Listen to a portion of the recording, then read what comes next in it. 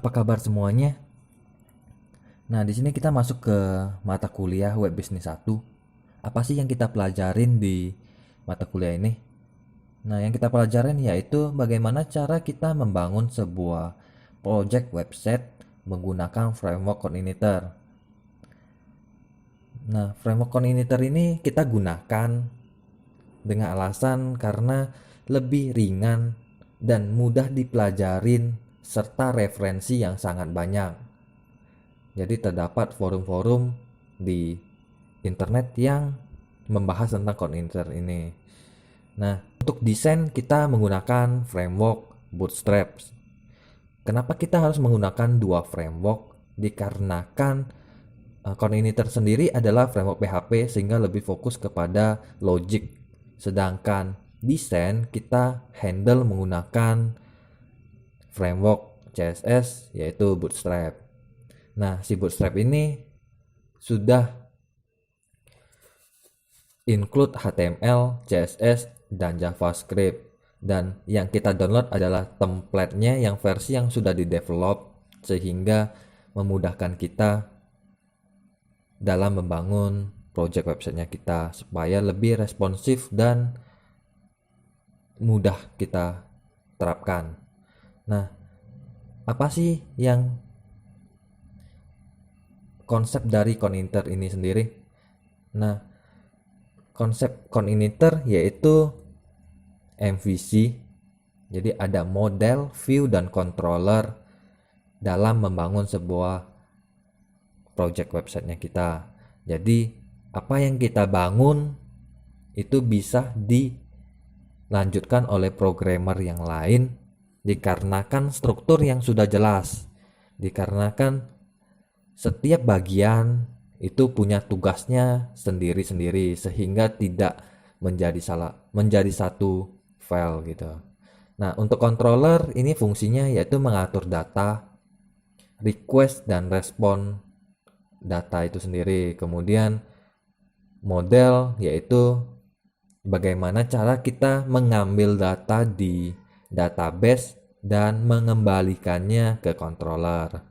Nah, yang terakhir adalah view yaitu mengatur layout atau tampilan website sehingga apa yang telah kita ambil dari model itu dapat ditampilkan di bagian view. Nah, untuk ibaratnya ini sama seperti komputer, yaitu controller adalah sebuah CPU yang mengontrol semua proses kerja dari website itu. Kemudian model yaitu hard disknya, bagaimana kita menyimpan data dan mengambil data, dan view adalah monitor yaitu kita menampilkan data yang telah kita dapatkan dari model dan kita tampilkan di bagian view sehingga user atau pelanggan yang melihat websitenya kita dapat mengerti dengan mudah karena telah tersusun dengan rapi. Nah, ini sangat berbeda dengan website natif yang menggabungkan seluruhnya menjadi satu file. Untuk web bisnis 1 ini sendiri kita fokus ke bagian back end. Jadi kita fokus bagaimana programming itu sendiri. Kemudian pada mata kuliah semester selanjutnya yaitu di pemrograman web bisnis 2 kita mempelajari bagian front end yaitu ke desainnya. Seperti contoh kita pernah belanja di Tokopedia. Nah, yang kita akses adalah bagian front end-nya. Kemudian semua data-datanya itu bisa dilihat oleh admin atau manajer itu di bagian back end-nya. Sehingga website yang kita bangun itu mempunyai dua sisi yang berbeda. Yang pertama adalah pelanggan atau customer itu sendiri dan satu sisinya lagi adalah bagian administratornya untuk mengolah data. Nah, untuk programnya sendiri yang kita gunakan yaitu editor Sublime Text yang bisa kita download di situs resminya di sublimetext.com. Nah, untuk software yang kedua yaitu servernya, web servernya yang kita gunakan yaitu Exam yang terbaru.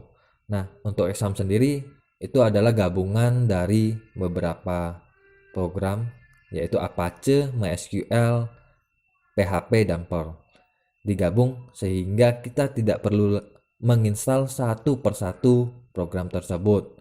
Dan untuk tampilan dari Exam setelah kita install di laptopnya kita, yang harus kita aktifkan adalah Apache dan MySQL-nya. Apache itu berhubungan dengan PHP-nya dan MySQL berhubungan dengan database yang bisa kita akses di phpMyAdmin. Untuk port yang digunakan, Apache menggunakan port 80 dan bisa kita ganti menjadi 8070 atau 8080. Untuk MySQL secara default ke 3306. Kemudian kita install Sublime Text untuk editor programnya kita. Nah, kita kembali ke materi pertemuan 1. CMS yang kita gunakan atau website yang kita gunakan itu mempunyai struktur header, menu, konten, dan footer. Dan struktur ini dibagi menjadi dua. Yang pertama adalah statis, yang kedua adalah dinamis. Yang statis artinya dimanapun kita membuka websitenya kita, contoh waktu kita membuka menu pelanggan, kemudian kita membuka menu barang, maka bagian ini tidak akan berubah. Nah, ini kita masuk ke bagian statis, yaitu bagian header, menu, dan footer. Ini tidak akan berubah walaupun kita ke menu-menu yang lainnya. Dan ini masuk ke bagian statis. Nah, kemudian yang bagian dinamis yaitu bagian yang berubah-ubah setiap kita masuk ke menu satu dan kita ke menu yang lain akan menampilkan data yang berbeda, yaitu bagian konten. Jadi ketika kita membuka menu pelanggan, maka data yang ditampilkan adalah data pelanggan. Sedangkan kalau kita membuka menu barang, maka yang ditampilkan di bagian konten itu adalah data barang. Nah, konsep ini kita masukkan ke bagian Bootstrap. Oke, kita lanjut ke materi.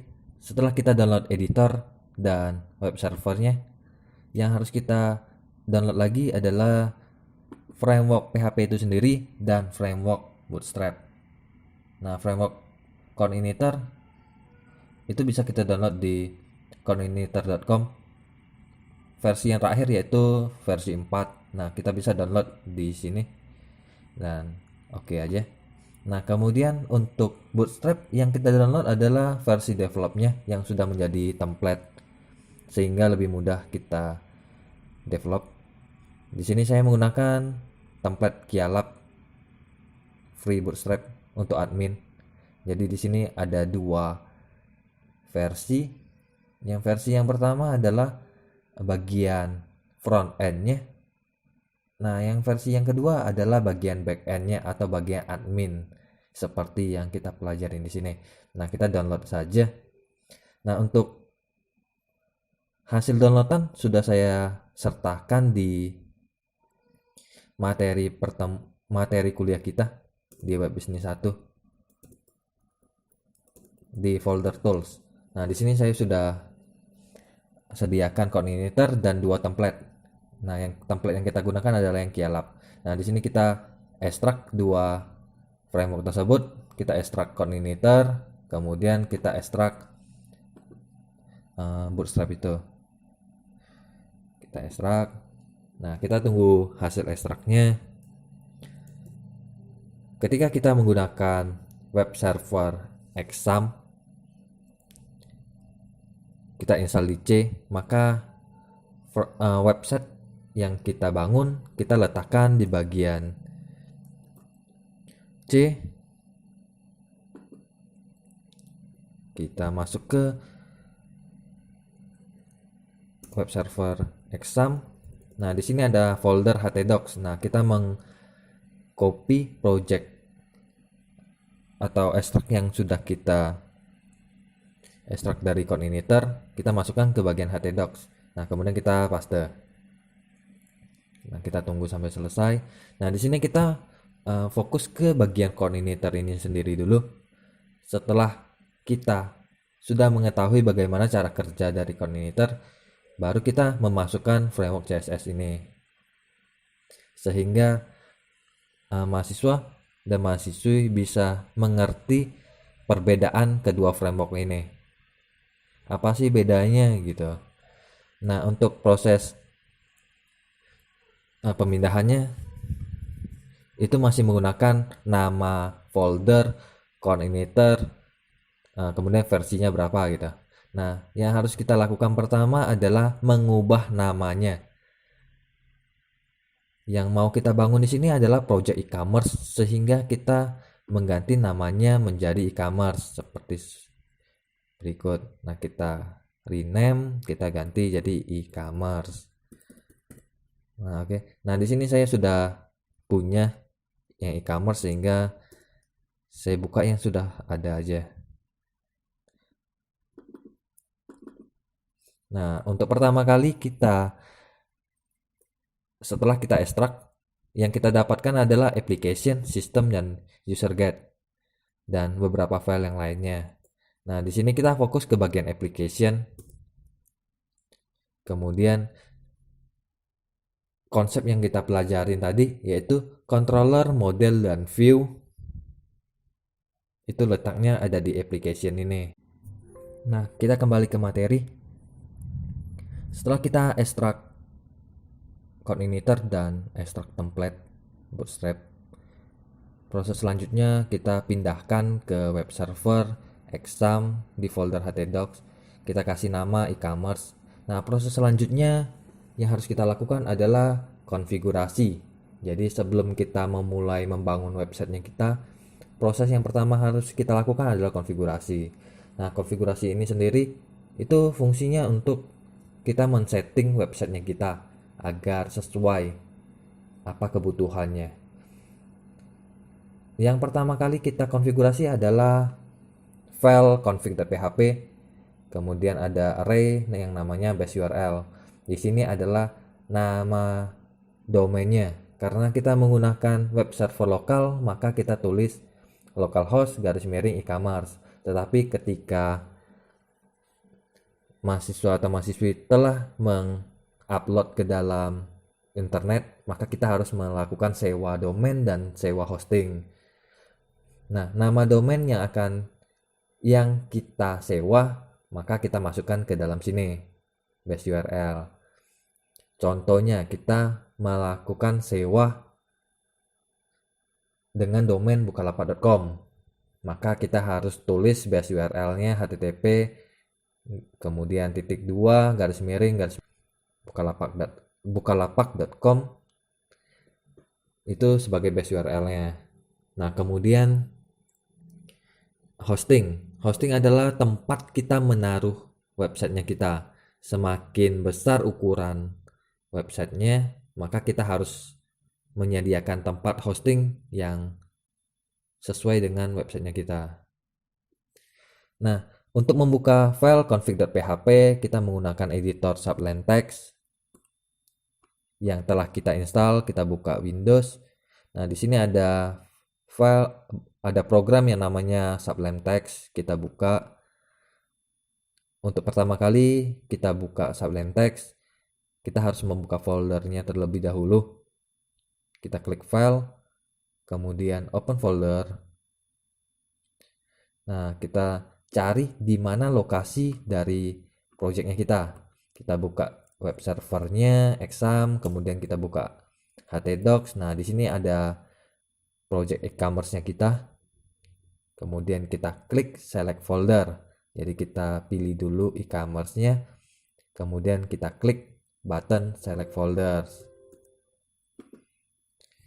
Nah, ini adalah tampilan dari Sublime Text. Dia akan menampilkan semua isi dari project e-commerce, folder dan file. Kita buka folder application. Ketika kita pertama kali membangun website coordinator, maka kita harus melakukan konfigurasi. Ketika kita selesai melakukan konfigurasi, maka kita bisa membangun website di dalam controller, model, dan view. Oke, yang pertama kali kita lakukan adalah konfigurasi. Kita buka folder config. Nah, di sini ada file yang namanya config. Ini dilakukan satu kali saja. Base URL dari projectnya kita tulis di dalam sini. Base URL. Di sini ada petik 2, petik 1 yang ada 2. Kita di tengah-tengahnya kita ketik http://2 garis miringnya 2, kemudian localhost garis miring nama projectnya kita e-commerce. Nah, yang kedua adalah index specs. Secara default dia akan tulis index.php. Ini kita hapus saja. Fungsinya biar menyederhanakan URL-nya kita. Nah, kita simpan. Nah, sampai di sini kita sudah selesai konfigurasi bagian config.php dan kita bisa buka projectnya kita di dalam browser. Nah, ketika kita sudah mengkonfigurasi, maka dia akan menampilkan welcome seperti ini. Dan coordinator telah siap digunakan. Nah, kita lanjutkan ke proses selanjutnya. Ketika kita sudah selesai dengan coordinator, maka kita harus mendesain projectnya kita, apa yang bisa dilakukan oleh websitenya kita. Dan ini kita harus membuat IRD, kemudian kita lanjutkan ke bagian LRS sebelum kita masukkan ke dalam database. Di sini kita mau membuat project e-commerce yang artinya toko online. Pelanggan bisa melakukan pemesanan. Kemudian setiap pemesanan itu memiliki banyak barang sehingga ini relasinya many to many. Kemudian di sisi satunya kita bisa melakukan pembelian terhadap supplier dan setiap pembelian itu terdapat berisi banyak barang. Sehingga pembelian dengan barang ini many to many. Dikarenakan relasi yang many to many, maka kita harus membuat tabel yang ada dan tabel isi, sehingga bentuk LRS-nya seperti ini. Tabel yang harus kita buat adalah tabel pelanggan, pesan, ada, barang, supplier, pembelian, dan isi, sehingga tabel yang harus kita buat berjumlah 7. Nah, kita kembali lagi. Bagaimana cara kita membuat database-nya? Kita buka browser. Nah, untuk nama database kita menggunakan nama database e-commerce sesuai dengan nama projectnya. Ketika kita sudah selesai membuka localhost garis miring php-admin, ini merupakan DBMS atau Database Management System, sehingga terdapat banyak database di sini. Kita buat database yang baru, kita klik New.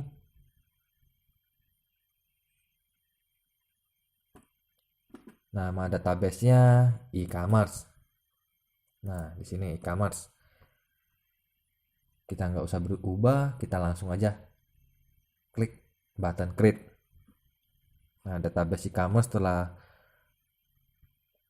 dibuat.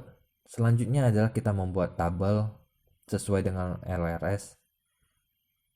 Di sini tabel yang pertama yang kita buat adalah tabel pelanggan dengan jumlah atribut sebanyak 6. Pelanggan, jumlah atribut atau jumlah kolomnya 6. Kita klik go. Nah, untuk yang atribut yang pertama adalah kode KD underscore pelanggan, nama underscore pelanggan, alamat underscore pelanggan, tel underscore pelanggan, email underscore pelanggan, dan yang terakhir password. Karena si pelanggan bisa melakukan login. Nah, kita isi KD underscore pelanggan.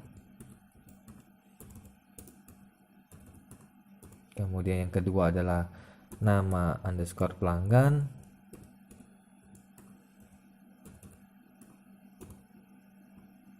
Yang ketiga tel underscore pelanggan.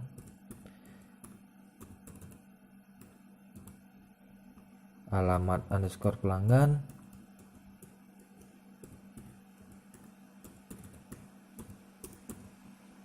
Coba kita lihat lagi. Email underscore pelanggan dan password. Email underscore pelanggan. Dan yang terakhir password. Nah, untuk yang KD pelanggan kita pasang varchar panjangnya 40. Kemudian nama pelanggan itu jumlahnya 50. Telepon kita kasih varchar panjangnya 13. Alamat kita kasih teks. Email kita kasih varchar dengan panjang 50. Password kita pasang varchar dengan jumlah 100. Nah, kode pelanggan ini adalah primary key, sehingga index kita kasih primary. Dan kita klik go. Nah, ketika kita sudah selesai menambahkan tabel pelanggan, kita simpan dengan klik button save di kanan bawah. Kita klik save.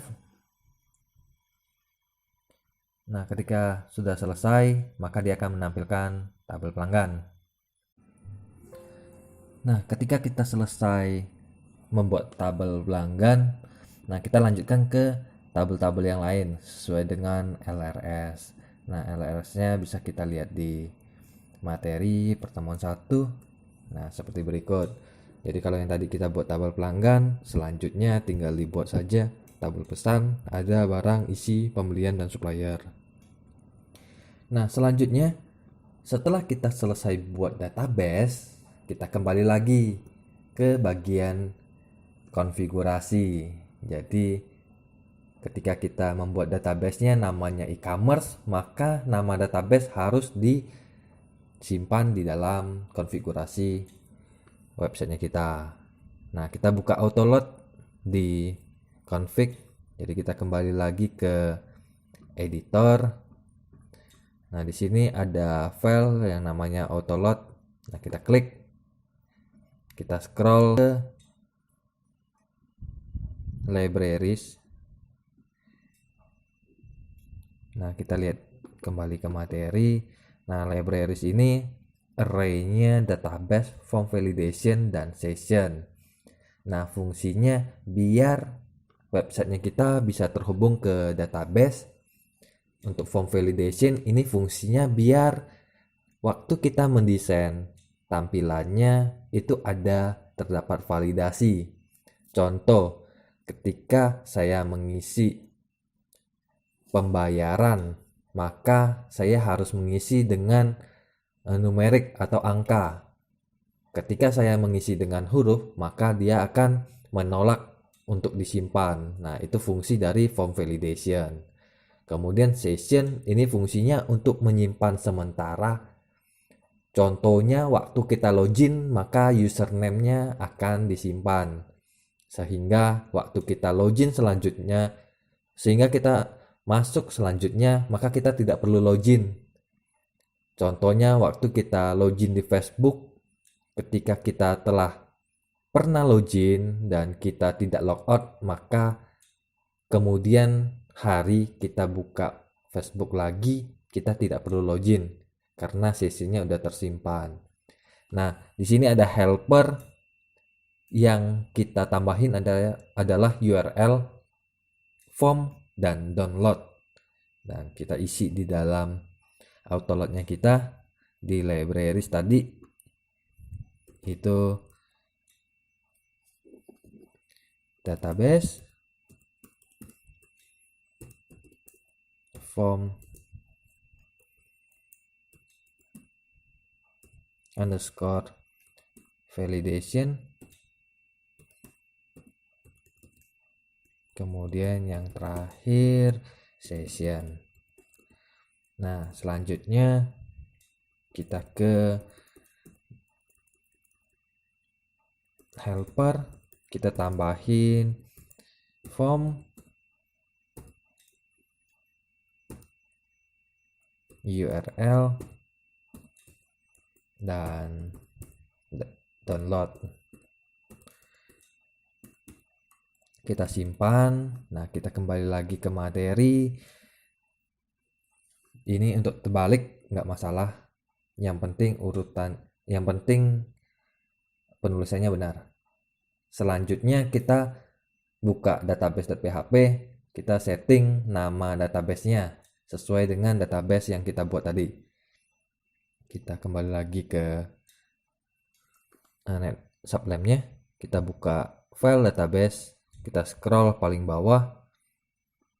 Di sini hostname localhost, username secara default itu root, password biasanya kosong, database itu sesuai yang tadi kita buat, e-commerce. Nah, ketika kita sudah online-kan websitenya kita, maka username-nya akan berubah, kemudian database-nya akan dipasang password, dan nama database-nya harus disesuaikan dengan yang di hosting. Kemudian kita simpan. Nah, kemudian yang terakhir kita konfigurasi adalah htaccess. Htaccess ini fungsinya untuk kita menyederhanakan URL-nya kita dan beberapa settingan yang lainnya. Nah, untuk htaccess kita bisa ketik secara manual, tetapi saya sudah sediakan filenya di dalam tools. Nah, di sini ada file yang namanya .htaccess. Ini kita copy, kita masukkan ke project e-commerce-nya kita. Kita buka htdocs, kemudian e-commerce. Nah, kita pastein di sini. Nah, kalau telah selesai, maka websitenya kita telah kita ekstrak, kita masukkan, dan telah kita konfigurasi. Dan demikian pertemuan 1 dari pemrograman web bisnis 1. Sampai jumpa di pertemuan selanjutnya.